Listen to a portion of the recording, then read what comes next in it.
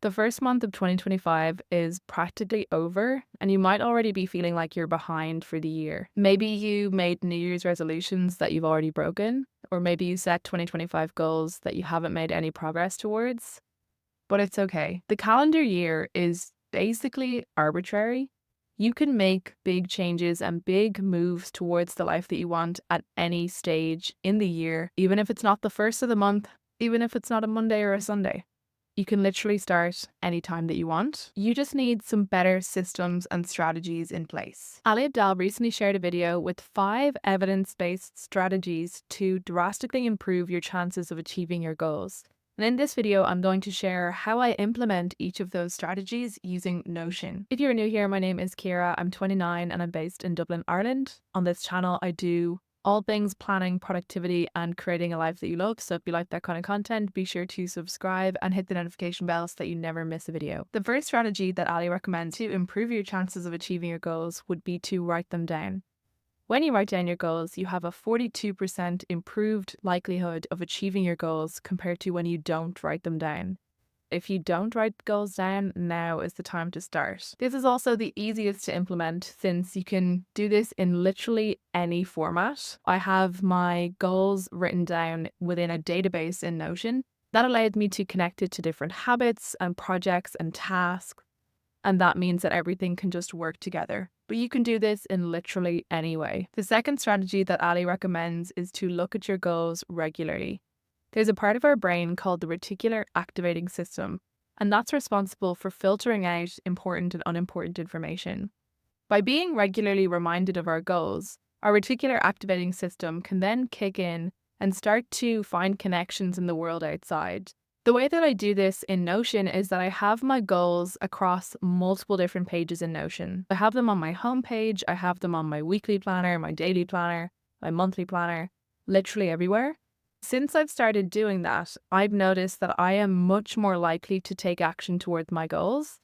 Even without a clear plan of how to work towards your goals, being reminded of them more regularly means that you will just take whatever action you feel you can at that time towards those goals. Rather than sitting down to do work that's maybe not as relevant to these goals that are going to take you to where you want to be in life, you'll want to actually do the work that will take you towards those goals. If you're thinking about implementing this in your own system, you could just create your own goals database and then just create different views in different pages so that you can see your goals more often. The other way that I incorporate this is I like to remind myself about my goals every single week. Within my weekly review form, I have a question that asks me how I was progressing towards my short-term goals. This is important for me to be reflecting on each week. Did I make any progress towards these goals, or was it not so good a week for that? A sub-question in there as to why did this happen, basically. You can then reflect on what is it in your week that's maybe not allowing you from working towards those goals. Sometimes you might just have a week that's like that, but if you're having every single week be like that, then that's going to be a problem for actually making action towards your goals.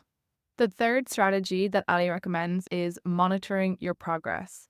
This is one of the things I think people fall down the most on in terms of actually keeping on track with goals. It's connected to the idea of not looking at your goals. If you either don't write them down or don't put them in a place that you're going to see them often, that's going to definitely affect your ability to achieve those goals. But the kind of next stage of that is if you don't have a way of tracking your progress. I use the 12-week year goal setting system, and that is big on that kind of accountability on a weekly basis. They suggest incorporating a weekly review where you look back on how well you did according to a couple of different things. Typically within this system, you would have made out a plan for your 12 weeks for what habits you want to work on, what tasks you're going to do, what projects you're going to do, all in service of those specific goals that you've set. You'll also put together some metrics for how you're going to track that progress. Those metrics are kind of like your key performance indicators for those different goals. For example, if one of my goals was to be consistent on YouTube, which you'll see in an upcoming video, that is one of my goals at the moment. I will have maybe projects, if I have anything I feel like needs to happen before I can make this a regular habit. Maybe that's planning out my content for the 12 weeks. Maybe it's getting any specific software or different materials that I might need. If I needed maybe a new microphone, that will be a project, something that needs to be ticked off at a certain stage in this 12-week cycle. Then you'll have your kind of habits every week, planning my content, filming my content, editing, uploading, and so on. Then in terms of the performance indicators, one input-based indicator would be maybe the amount of time I'm spending for these different tasks. It could be whether I actually did those things or not. So did I plan my videos? Did I edit them? And so on. And how many videos I uploaded each week, for example. The other performance indicators that'd be more output-based would be how many views I got on my channel that week, how many subscribers I gained, the monetary value of that if I have a monetized channel. All of these things together can form a really good way of tracking your progress. The way that I do this in Notion is within each of the goals, I have a 12-week year goal template, and that allows me to create my plan and then also fill in my weekly progress every single week. Each week, I will fill in how well I did in terms of what proportion of habits I did, what proportion of standalone tasks I did, and what proportion of projects I did as well. Then I'll get an overall score for how well I did that week in terms of the planned work. I can also track how this is progressing in terms of those KPIs every single week. This is something I do as part of my weekly review. It can be difficult to get into the habit of actually doing this on a weekly basis. Because I'm someone who already plans their week, it was just a case of adding this on to my weekly planning. If there's any other weekly habits that you do in the week, maybe that will be where you could add this in as something that you do on the regular basis. The fourth strategy that Ali recommends is obstacle planning. This is something that I found when I was using the 12-week year for the first time, actually, even until recently, was not thinking about the obstacles that could maybe get in the way of me achieving these goals. So you can make your plan and you can set your kind of KPIs and you can have a really clear sense of how you can achieve this goal, but there might be things that get in the way of that. I made a video before talking about the 12-week year, why it doesn't work. One of the ways that it doesn't work is when you don't think about these different obstacles. Some of them can't be foreseen. There are some that will just happen and they will completely derail your plans, but there are some that you can foresee. For example, one of the problems that I've had with this system is setting unrealistic goals when it comes down to other things that I have going on in that given time frame. What I would do now is take a look at my calendar in a more holistic sense, looking at all of the other projects, all of the other commitments that I have going on before looking at this plan. For example, in my next 12-week cycle, I have different things that I want to achieve, but I also have 2 weddings that I need to get to. I really want to go to Galway for a week to visit my dad. There's a couple days that I'm going to not have a normal work day because I'm doing a yoga teaching course. Also, we've got a couple of big projects in the business that aren't my goals, but are things that I have to do that realistically could get in the way of me following the plan that I've set out for myself. Once I've made my plan, gone back through my plan and figured out any changes I need to make, a lot of my weekends are completely gone for these next 12 weeks. So I definitely shouldn't be putting any time in my weekends for working on these goals.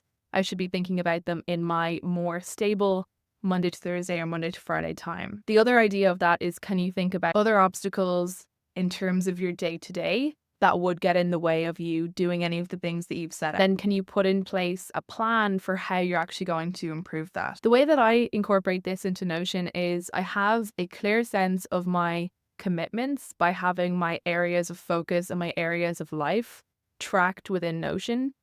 I'll often be reviewing these on a regular basis to see what upcoming projects I have on the go.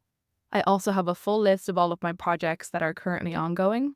So I will review both of those when I'm going through my goal setting process. I have a view that brings in all of the different habits and tasks and projects for the 12 weeks, and also lets me see all of the work that maybe isn't yet assigned a specific week.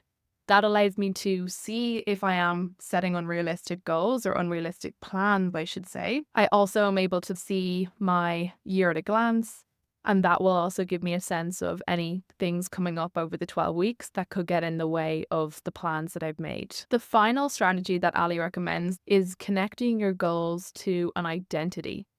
The 12-week year talks about creating a compelling vision for your life. And I think that is really important. But I still think there's a tendency towards setting goals that are maybe not that connected to an idea of who you want to be. Rather than thinking about making the brand my full-time income, which is a goal I set for this year, or reaching 50,000 subscribers or getting a YouTube plaque, which are both things I would like to have. Realistically, the identity here would be to be a content creator. And a goal that's more in line with that would be the consistency goal, maybe something around making products, because I would like this to be a full-time income for myself. But by connecting myself to that identity, it's a lot easier for me to sit down and do this work because I am a content creator. At the moment, I've been struggling a lot with that identity and feeling a lot of perfectionism and self-doubt when it comes to creating this content. But connecting myself to that identity and saying those words out loud and writing them down has been really helpful for me actually being able to sit down and film the video that I'm filming right now. You can explore that in lots of different areas. The way that I've incorporated both of these ideas of vision and identity into Notion is there's a section where I do my 12-week year planning and goal setting, where I have different areas of life and I have current state and goal state. And while I don't have a prescription of how to connect it to an identity, that's something that I like to do for myself. I like to put down the person I want to be in each of those categories. And that's then something I can work towards. I've also got an area in Notion where you can put in your vision. At the moment, my vision board there is a bit more of achievements or aspirations. And outside of Notion, I've created a board that's more connected to that identity of becoming the person that I want to be. And if you're interested in that idea, I have a video about that I'll link down below. But overall, I've definitely felt that since I started connecting my goals to that idea of identity, it's been a lot easier to make progress towards them and to actually want to do the work that sometimes we can have some resistance to, because we might be feeling a sense of imposter syndrome or maybe just not fully connecting with the goals that we've set. That is it for this video. If you're interested in my Notion template, it will be linked down below. And don't forget to subscribe, and I'll see you in the next video.